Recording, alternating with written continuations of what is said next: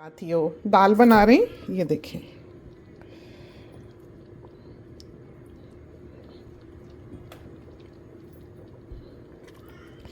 कैसी मज़ेदार दाल बन रही है। और हम जैसे ही दाल चढ़ाते हैं वैसे ही तड़का जो है वो तैयार करके काट कूट के रख लेते हैं। तो हरी प्याज और लहसुन, तो अब हमने इसमें ज़ीरा और कुटी हुई मिर्च जो है वो डालनी है। ज़रा सी इसको आंच लग जाए तो वक्त से पहले हर काम करके हम तैयार रहते हैं। जब ये तला जाने लगेगा फिर डालेंगे ज़ीरा, ताकि हमें अंदाज़ा हो कि कितना गुलाबी करना है। तो आप देखेंगे कि जिसमें से पानी ख़त्म हो गया है वो बोलेगा नहीं, जिसमें पानी है वो शोर शराबा करेगा। देखा आपने? तो ये अभी गीले हैं, जो प्याज के बीच के हिस्से हैं, जो हरा हिस्सा था या जो खुले हुए थे,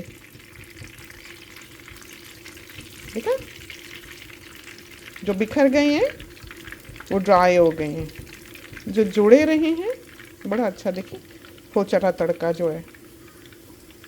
तो इसमें डालते हैं ज़ीरा हाफ टी स्पून और कुटी हुई मिर्च हाफ टी स्पून। ज़रा सा इसको तला जाने दिया। धनिया, हरी मिर्चें, आधी हरी मिर्च हमने उबालने लगी डाल दी थी। और ये देखें तड़के का रंग।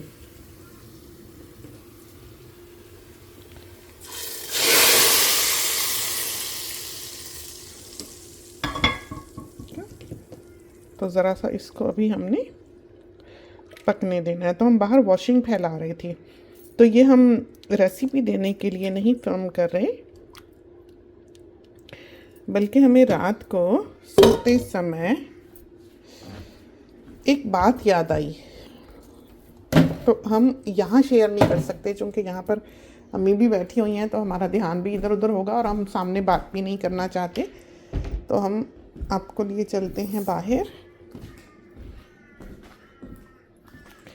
और साथ साथ वॉशिंग फैलाते हैं। आध में थे, निकाल कर ले गए हैं। देखें वॉशिंग हम, तो जब बच्चों को माएँ नहलाती हैं तो ये मैट है जो नीचे डालती हैं, क्योंकि ये जो सुराख होता है इसमें, वो बाज़ औक़ात अगर बच्चे का पाँव लगे तो जो स्टॉपर है वो निकल जाता है और उसमें बच्चे के जो प्राइवेट पार्ट्स होते हैं, यू कैन से, वो सकिन हो सकते हैं। तो वो बहुत डेंजरस है क्योंकि पानी के सक्शन का प्रेशर बहुत ज़्यादा होता है। तो कभी भी बच्चे को इस तरह लिड लगा के सिंक में ना बिठाएं। और ये बचा अलार्म। ये जो है ये है मैट, देखें ये नीचे से चिपकने वाला है। तो ये बड़ा अच्छा अंदर स्टॉपर के ऊपर बिछा लेते हैं। इसमें सुराख होते हैं, देखें सारे में ये सुराख हैं, देखा इसमें, ये देखें। तो पानी भी थ्रू चला जाता है, ड्रेन भी हो जाता है, सब कुछ हो जाता है, लेकिन बच्चा सेफली और स्लिप भी नहीं होता। सबसे बड़ी बात ये है। तो हम जो बात कल याद कर रहे थे वो ये सोच रहे थे, अब पता नहीं कि हमने गले में फ़ोन डाला हुआ है, किस हद तक आपको क्या दिखता है इसमें, क्योंकि बाहर तो इतना ब्राइट है कि हमको अंदर कुछ भी नहीं दिख रहा। तो बात जो हम याद कर रहे थे, हम बहुत हैरान हुए ये सोच के। हम रात को लेटे, जैसे हम, जाहिर है हमारा और हमारे मियाँ साहब का एक ही बेड है जिस पे हम दोनों सोते हैं, मियाँ बीवी का जैसे होता है। तो हम सोचने लगे कि घर में अम्मी का कमरा कौन सा था, क्योंकि सोच सोच के पहले एक कमरे की तरफ ध्यान गया, फिर अपने कमरे की तरफ ध्यान गया कि कभी वो हमारे साथ सोई हुई पाई गई हो। फिर जो वर्कशॉप थी, एक और कमरा था जिसमें अम्मी की मशीन होती थी, आयनिंग बोर्ड होता था, उसकी तरफ हमारा ध्यान गया कि वो अम्मी का कमरा होगा। सोच के हमें अम्मी का कमरा नहीं मिला। हम उनकी बेटी हैं, उस घर में पैदा हुए, उस घर में पले बढ़े, वहाँ से ही ब्याहे गए, ज़िंदगी हमने वहीं गुजारी। लेकिन आप यकीन करें कि हमें ये पता नहीं लगा रात को सोच के याद कर के ये ना हो वक्त ने उस याद को मुंदमिल कर दिया हो ये ना हो हम भूल गए हों कितने कमरे थे, क्या था, सब सोचते रहे। और सब कुछ सोच सोच के भी हमको ये पता नहीं लगा कि अम्मी का कमरा कौन सा था। फिर हमने सोचा कि अब्बा जान के साथ नहीं सोती थी, उस बेड पे नहीं सोती थी, और हमने सोचा कि कभी ऐसा हुआ हो कि हमें वो दिखी हो सोई हुई उस बिस्तर पे, हमें वो भी कभी नहीं दिखी। और हमने ये भी याद किया कि वो बिस्तर जो अब्बा जान तो बहुत सोफिस्टिकेटेड इंसान थे कि वो कभी ऐसे बिस्तर की चादर पे सोते नहीं थे। वो हमेशा वाइट शीट बिछा के, और अलग पिलो होता था उनका, वाइट शीट बिछा के रात को नाइट सूट वगैरह बदल के। और अब्बा जान वही पुराने जैसे गोरों के स्टाइल वाले इंसान थे, बहुत ही प्रॉम्प्ट और असूली इंसान, और बहुत सोफिस्टिकेटेड से कि ब्रश करके वो जो सूट होता था उनका 3 पीस, उसको वो फिर टांगा करते थे, और वो भी बैग में हुआ करता था, लेदर केस हुआ करता था उनका, सूट केस जो पॉलिश हुआ करता था बाकायदा। जाने से पहले डेली वो अपने शूज़ जो हैं वो पॉलिश करते थे खुद, चमकते जूते होते थे उनके। तो ये वो चीज़ें थी। लेकिन हमने, अम्मी थोड़ी चिल बंदा थी बिल्कुल ही, और जैसे आए तो कोट उन्होंने उतार के रख दिया बिस्तर पे ही।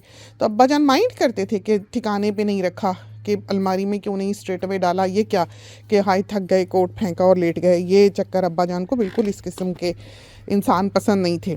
तो हमने भी हमेशा, फिर जाहिर है हमारे कान में वो बात पड़ती रही, जाहिर है औलाद तो उन्हीं की थे, और जो भी अब्बा जान के साथ ताल्लुक़ था, बातचीत तो हमने कभी नहीं की थी, इस तरह की फ्रैंकनेस नहीं थी कि हम बात करते या पूछते या गपशप होती, बिल्कुल भी नहीं।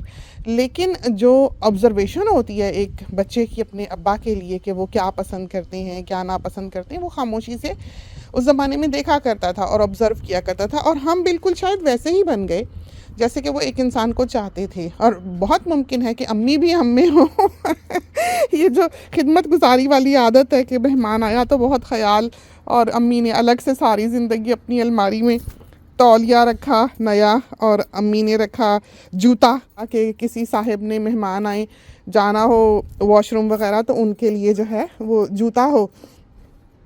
तो इस तरह की ज़िंदगी जो है वो घर की थी, घराना हमारा था। लेकिन अम्मी के बेडरूम का हमें नहीं पता लगा। अब हम किसी से क्या पूछें कि हमारी अम्मी का बेडरूम घर में कौन सा था। अब्बा जान के बेडरूम में हमने उनको कभी लेटे हुए नहीं देखा। फिर हमने सोचा, कैलकुलेट किया कि क्या वजह हो सकती है कि हमें अम्मी के कमरे का कभी पता नहीं चला, उस घर में हमारी ज़िंदगी गुजर गई। फिर हमने सोचा कि शायद अम्मी सारी ज़िंदगी हमसे पहले उठी और हमारे बाद सोई, चाहे हम जो भी थे जैसे भी थे। और हमारी आदत, हमारी तबीयत तो आपने देखी है कि किस तरह की है। एक लेज़ी इंसान नहीं है, कुछ भी सही, एक आम से इंसान है, लेकिन ये भी नहीं कि सारा वक्त सोए ही रहे या लेटे ही रहे या दुनिया की खबर ना हुई या अवेयरनेस नहीं थी, ये बात नहीं है। वो माहौल और वो हालात ऐसा था कि अम्मी ने अपनी ज़िंदगी ऐसे गुजारी है कि सारी ज़िंदगी प्रॉम्प्ट, सारी ज़िंदगी ध्यान से, और सारी ज़िंदगी काम करते हुए, कि हमें कभी पता नहीं चला कि अम्मी रात सोई कहाँ थी। पहले उठी हमसे, कहीं पहले उठी, और सब ठीक ठाक करके उठी कि वो कहाँ सोई थी रात को हमें उसका पता नहीं चला। वो बिस्तर स्पॉटलेस हुआ करता था अब्बा जान का, बिल्कुल चादर ऐसे। हमारे अब्बा जान को एक शिकन पसंद नहीं थी बिस्तर पे। और कभी अगर हमारी तबीयत ख़राब भी होती और अब्बा जान कभी देखते भी कि भाई बच्ची बिस्तर में है, तो अब बंदा कह तो नहीं सकता कि भाई तबीयत नहीं ठीक या कुछ नहीं है या क्या है। कभी अब्बा जान ऐसे दिखते थे तो अब्बा जान कभी किसी को टोक ही दिया करते थे कि जवान बच्चे जो हैं बिस्तरों पे नहीं बैठा करते। तो हमारे घर में ये नहीं था कि बिस्तर पे चढ़ के बैठे हुए या वहाँ खा रहे हैं या कुछ। तो बहुत एक आर्मी स्टाइल जो है वो हमारा घर था। तो हम जैसे भी निकले, अच्छे निकले बुरे निकले, ऑब्वियसली ये उन्हीं की तरबियत थी, वो उन्हीं ख़यालात का मुरक्कब था, उन्हीं ख़यालात की एक हकीकी तस्वीर हम हैं, जैसे कि हम बने, जैसे कि हमने कोशिश की।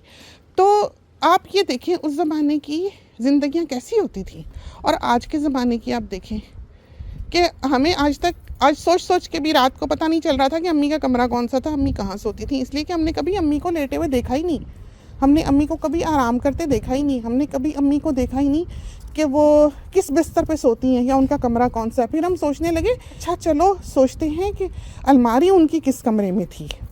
तो हमारे अब्बा जान का अच्छा बड़ा सारा बेडरूम था और उसके साथ पूरा ड्रेसिंग रूम था एक, जिसमें अलमारियां हुआ करती थी। हमें सोच सोच के बस जो याद आया वो यही याद आया कि अम्मी के अच्छे 2-4 कपड़े जो हैं वो उन अलमारियों में से एक अलमारी में लटके हुआ करते थे, वो भी 2-4, ये नहीं कि बहुत कपड़े हों। हमें बिल्कुल नहीं पता कि अम्मी कपड़े कहाँ रखती थी, कैसे उन्होंने अपनी ज़िंदगी सादगी में गुजारी है। शायद उनके पास थे ही नहीं, और थे भी तो शायद 2-4 थे। अब जैसे अम्मी अब हैं, अम्मी की अलमारी भरी हुई है कपड़ों से। बाज़ दफ़ा हम निकाल के ऐसे किसी को ज़रूरत हो तो उसको भेज भी देते हैं कि चलो शिपिंग दे दो, ले लो, और रखने की जगह नहीं होती। एक हालांकि अब अम्मी ज़ईफ़ हैं, कहीं जाना आना भी नहीं होता, बल्कि ज़िंदगी का ये दौर जो है वो तो ज़रूरत भी इंसान को इतनी नहीं होती चीज़ की, लेकिन उनकी अलमारी भरी हुई है। और जब वो जवान थी, जब उनकी उम्र थी, जब उनका वक्त था, हमारे ख्याल में उनके पास नहीं थे कपड़े। हमारा नहीं ख्याल कि उनके पास थे, क्योंकि अगर होते तो हमें पता होता कि उनकी अलमारी कहाँ थी, उनके कपड़े कहाँ रखे होते थे। तो 2-4 ही थे। और जो कपड़े पुरानी तस्वीर में हमें अम्मी के दिखते भी हैं, वो कपड़े अम्मी ने खुद सिए हुए हैं, और हमें अभी तक बचपन में उन कपड़ों पे मोती लगाना याद है। और अम्मी एक ऐसी इंसान थी जो बहुत सिलाई की शौकीन। अम्मी ने सारी ज़िंदगी हमारे यहाँ घर भी कपड़ा ख़रीद के टोपियाँ बनाई हुई हैं मस्जिदों में भेजने के लिए, और जुज़दान बनाए हुए हैं जो कुरान के कवर होते हैं। और मुख्तलिफ़ ममालिक पे अम्मी पैसा भर के शिप कराया करती थी कि जा के ये बन गई हैं 100 टोपियाँ, तो ये तू जाकर पोस्ट करा। तो मस्जिदों में, यहाँ की मस्जिदों में भी दी, और अभी तक मस्जिदों में अभी तक लोग वो टोपियाँ पहनते हैं। अब तो अम्मी ज़ईफ़ हो गई, तो अम्मी को सिलाई का इतना शौक़ था कि अभी तक अम्मी की आप अलमारी खोलें, हम उस दिन साफ़ कर रहे थे, कितना सारा टोपियों का और जुज़दानों का कपड़ा जो है अभी भी तय हुआ नया का नया रखा हुआ है, क्योंकि अब सी नहीं सकती। तो ऐसे इंसान को कितनी कपड़ों की ज़रूरत होती होगी, कितना शौक़ होता होगा देख देख के कि मैं ये भी बना सकती हूँ, मैं ये भी बना सकती हूँ। जिसने सारी ज़िंदगी बैठकर टोपियाँ और जुज़दान सिए, उसके पास इतना कपड़ा भी नहीं था कि वो सीती या रखती या पहनती। बहुत मामूली चंद एक कपड़े थे हमें जो याद पड़ता है अम्मी के पास होंगे, और हमें ये नहीं पता कि अम्मी कहाँ रखती थी। वो इतने थे ही नहीं कि वो नज़र आते ऑब्वियसली, और जो तस्वीर में भी दिखे हैं जैसा हमने बताया, वो हमें याद है कि अम्मी ने ही वो सिए हुए, और लड़ियाँ उनकी ऐसे ऊपर तीरा सा लगा होता था, और तीरे के नीचे जो है वो लड़ियाँ 3-4 मोती और एक टीयर ड्रॉप शेप मोती लगा के, वो ऐसे लड़ियाँ सी, उसमें झालर सी जो है मोतियों की यहाँ बस्ट के नीचे वो लटकी होती थी। अम्मी ने तस्वीरों में वो पहने हुए। तो ज़ाहिर है उस ज़माने में ऐसे कैमरे शैमरे तो नहीं होते थे जब हम बच्चे थे, किसी के पास होता होगा, तो जिससे खिंचवानी होगी उस दिन के लिए अम्मी ने बहुत प्यारे से कपड़े पहने होंगे। तो अम्मी ने ज़िंदगी यूँ गुजारी है, सादगी में, तंगी में, मुश्किल। और अम्मी को हम देखते हैं कि इतनी ब्रेवली गुजारी है कि हम अम्मी को अभी भी खुश देखते हैं। हम अम्मी को अभी भी देखते हैं कि कभी उनके मुंह पे शिकायत नहीं होती, कभी रोना धोना नहीं होता कि ये नहीं मिला, वो नहीं मिला, ये नहीं। और अब अम्मी ने क्या करनी चीज़ें, अब अम्मी को चाहे हम सोने से भी तोल दें तो हर चीज़ जो है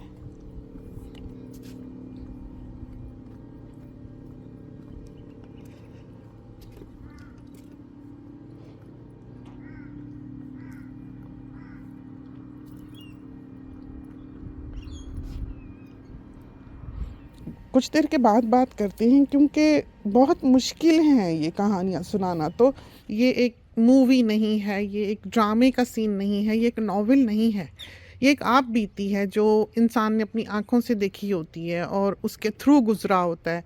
बाज़ औक़ात इंसान में उसको सहने की स्ट्रेंथ होती है, बाज़ वक्त ऐसे होते हैं जब इंसान उस दौर से गुज़रा होता है, उसमें वो हिम्मतें होती हैं कि वो उसके थ्रू गुज़र जाता है। लेकिन कभी कभी इंसान कमज़ोर पड़ता है। लेकिन ये बात हमने यहाँ पर अपने साथियों को इसलिए बताई कि हर चीज़ अपने वक्त पे अच्छी लगती है। इंसान को उस वक्त मिलनी चाहिए जब उसमें उसको इस्तेमाल करने की इस्तिताअत हो, उसको वो इंजॉय कर सकता हो, उस वक्त की वो ज़रूरत हो उसकी। उसके बाद उसके आगे पीछे उसका मिलना वो मायने नहीं रखता है। तो दुआ भी यही करनी चाहिए कि अल्लाह ताला दे तो इंसान को ऐसे वक्त में दे जबकि वो उस चीज़ को हासिल करके उसका सही इस्तेमाल कर सकता हो। तो नसीब है, अपने अपने इंसान किसी की तकदीर से तो नहीं लड़ सकता। और अपनी नस्लों के लिए भी दुआ करनी चाहिए कि वो अच्छे नसीब वाली हों। और हमारे अब्बा जान की 2 बीवियाँ थीं और अम्मी जो हैं वो छोटी बीवी थी। उन्होंने ही आके अब्बा जान के जो पहले 5 बच्चे थे उनकी देख रेख की, पाला पोसा, ब्याहा, पढ़ाया लिखाया। और अब्बा जान की वफ़ात के बाद अम्मी 1 साल के अंदर अंदर हमारे पास आ गई। हम बहुत यंग थे जब हमारी शादी हुई, हम शादी होकर अफ्रीका चले गए थे और अम्मी रह गई थी, अकेले बच्चे थे। पता नहीं कैसे गुजारे उन्होंने वो 10 साल। हम उस 10 साल में सिर्फ एक बार लौटे थे वापस, और जब लौटे तो एहसास हुआ कि कितना वक्त गुज़र गया। और उसके बाद जो हमारी 10 साल बाद की वापसी थी, उस वक्त हमारे अब्बा जान की वफ़ात हुई। हम चंद महीनों के लिए गए थे और फिर हम न्यूज़ीलैंड आ गए। अब्बा जान की वफ़ात के बाद अब्बा जान बिल्कुल ठीक ठाक थे। Sudden brain haemorrhage, massive brain haemorrhage, और 1-2 दिन बस हॉस्पिटल में रहे, गुज़र गए। और अम्मी फिर हम ही थे ना, तो हम न्यूज़ीलैंड आए। बड़ा मुश्किल गुज़रा वो वक्त अम्मी को छोड़कर। अब्बा जान भी नहीं थे और 1 साल के अंदर अंदर अल्हम्दुलिल्लाह उनके आने का यहाँ पर बंदोबस्त हो गया और ये न्यूज़ीलैंड ने उनको इमिग्रेशन दी और वो फिर हमारे पास आ गई। और जब से अम्मी जो हैं वो हमारे पास ही हैं, तो अब कोई 28 साल में भी शायद, रफली अंदाज़ा इतना सही नहीं है हमारा, लेकिन शायद इतना वक्त जो है वो हो ही गया होगा अम्मी को हमारे पास आए हुए। तो हमारे साथ ही उन्होंने ज़िंदगी गुजारी। बस वो एक ऐसा दौर जो अफ्रीका का दौर था 10 साल का, वो हमारा जो है वो हमारी अम्मी के बग़ैर गुज़रा हुआ है। तो ज़िंदगी भर के साथी हैं हम दोनों, और अल्लाह ने हमें बेटी अता की, तो हम दुनिया के लिए एक मिसाल हैं कि ज़िंदगी यूँ भी गुज़रती है। हमारे यहाँ कहते हैं बेटी के घर का पानी ना पियो, दामाद के घर रहती हैं, या अपनी बेटी हमने रखी हुई है तो बहू हमने नहीं रखी। तो साथ ही ये तो सोचें कि इससे ज़्यादा खुशकिस्मती किसी बहू की आज के दौर में क्या होगी कि जिसको अपने ससुराल में ना रहना पड़े। लेकिन टू बी ऑनेस्ट, हमारी बहू बहुत अच्छी है और बहुत मोहब्बत करने वाली है, और आती है तो घर की तरह ही आती है। सबसे पहले पूछती है क्या पकाना है कल। सुबह नाश्ता बना के हमारे उठने से पहले अंडा उंडा तल के उसने धनिया प्याज वाला रखा होता है। बहुत अच्छी बच्ची है और बहुत मोहब्बत से रहती है। अल्लाह ताला ने हमारी ज़िंदगी के जो दिल के अंदर के गिले शिकवे थे, शायद उन सब को मिटा देने के लिए हमें आइंदा रिश्ते अच्छे दिए। तो हम जितना शुक्र करें उसके लिए कम है। तो ये बातें हम अपने साथियों को इसलिए बताते हैं कि वो इन बातों से सीखें, हमारे एक्सपीरियंसेस से समझें। बच्चे जो हैं, इसीलिए हमने उनकी तमाम ख्वाहिशात पूरी की। उन्होंने चाहे हमारे पास था चाहे नहीं था, जो मांगा हमने कहा अच्छा बेटा। हमने उनसे कम्युनिकेट किया, हमने उनसे बात की और उनकी हर ख्वाहिश पूरी की। हमारा बेटा है, अभी बहुत यंग है और छोटे से यूनिट में रहता है। वीकेंड्स उनके यहाँ गुजरते हैं, खुली जगह है, बच्चे खेल खुल लेते हैं आराम से। वैसे तो छोटा है घर जहाँ वो रहते हैं, हमें होता है कि ज़रा खुला घर होना चाहिए। और बहुत अच्छी बड़ी पोजीशन पे है वो, और पोर्श लेके घूमता है। उसको शुरू दिन से वो कहता था मैं पढ़ूँ लिखूँगा इसलिए और डॉक्टर इसीलिए बनूँगा कि मैं गाड़ियाँ ख़रीद सकूँ। तो हम कह सकते थे अपने बेटे को कि बेटा इतनी महंगी गाड़ी ना लो, पहले घर ले लो। हमने नहीं कहा। तो ये जुमला रिकॉर्ड करने के लिए हम दोबारा वापस आए हैं बाहर, कि हमने जो ये कहा कि हम कह सकते थे, इसका मतलब ये नहीं है कि बच्चा जो है वो हमारे कंट्रोल में है, या बच्चा जो है वो हमारे कहे में है, या हम जो चाहें बच्चा वही करता है हालांकि वो मैरिड है। ये बात नहीं है। हमने ज़िंदगी में अपने बच्चे को कभी कंट्रोल नहीं किया, और बच्चे समझते होंगे कि हम करते हैं, लेकिन बच्चे ऐसे ही होते हैं। लेकिन हमने हमेशा ये किया कि हमने बता दिया बेटा ये करोगे तो ये होगा, ये करोगे तो ये होगा, आगे तुम्हारी मर्ज़ी है। ज़िंदगी का हर फैसला हमने अपने बच्चों को खुद करने दिया है। उन्होंने हमसे पूछा है तो हमने बताया है। गाड़ी के लिए बेटे ने हमसे पूछा था, उसने कभी ज़िंदगी में कोई काम ऐसा बड़ा करना हो खुद नहीं किया। कोई चीज़ भी लेनी हो, कोई खिलौना भी लेना हो, कोई वैक्यूम भी लेना हो, तो उसका हमें फ़ोन आता है, मम्मा ले लूँ। तो ये तो उसकी अच्छाई है कि वो हमसे पूछता ही है, वो ना भी पूछे। कुछ भी उसने करना हो, उसने सैर पे भी जाना हो, घूमने भी जाना हो, उसकी बीवी ने कहीं जाना हो, पाकिस्तान जाना हो, हमेशा पूछ के, दुआ लेकर, इजाज़त लेकर, इज़्ज़त ही है।